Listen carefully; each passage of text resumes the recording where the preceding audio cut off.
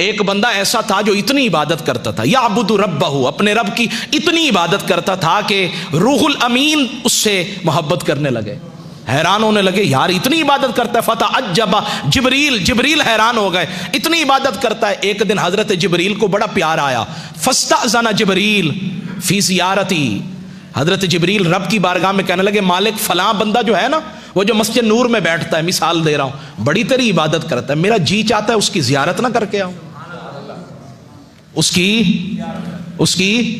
जियारत ना करके आऊं। हजरत जिब्रील ने जब ये बात की ना, रब ने फरमाया तुझे इजाजत मिलेगी। अज़ीना लहू, इजाजत देते हैं, बिशर्तिन, लेकिन एक शर्त है।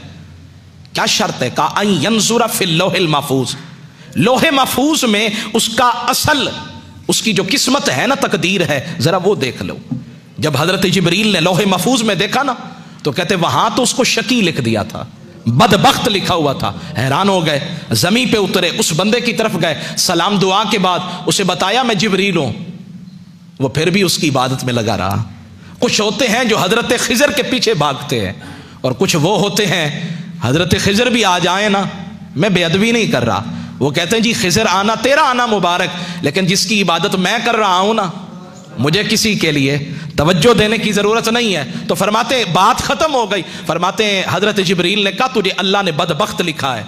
वो पता क्या कहने लगा? अल्हम्दुलिल्लाह, नहीं सुबह ऊंची वाना सुभान, हर हाल में राजी रहना, जैसे तू राजी वैसे मैं राजी। कहने लगा अल्हम्दुलिल्लाह, या अल्लाह तेरा बड़ा करम है, कम से कम लिखा तो है ना, बदबख्त लिखा तो है ना, कुछ ना कुछ तो लिखा है। इधर लिखे फिर भी तेरी मर्जी है, इधर भी लिखे तेरी मर्जी है, कम से कम इतना तो दिलासा है कि तूने लिखा है। हजरत जिब्रील कहने लगे शायद के फजन्ना जिब्रील हो अन्नहु लम यस्मा कलाम हो, वो कहने लगे शायद इसने मेरी बात को सुना नहीं है। फ़अआद अलैहिल क़ौला, उस हजरत जिब्रील ने फिर कहा हजरत आप तो सारी जिंदगी इबादत करते रहे, सजदे करते रहे, और रब का ये मामला है कि उसने आपको शकी लिख दिया है। उसने फिर कहा अल्हम्दुलिल्लाह।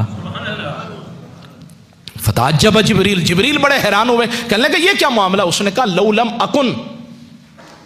अकुन, अगर मैं इस काबिल नहीं तो इसमें मेरे रब का क्या कसूर है?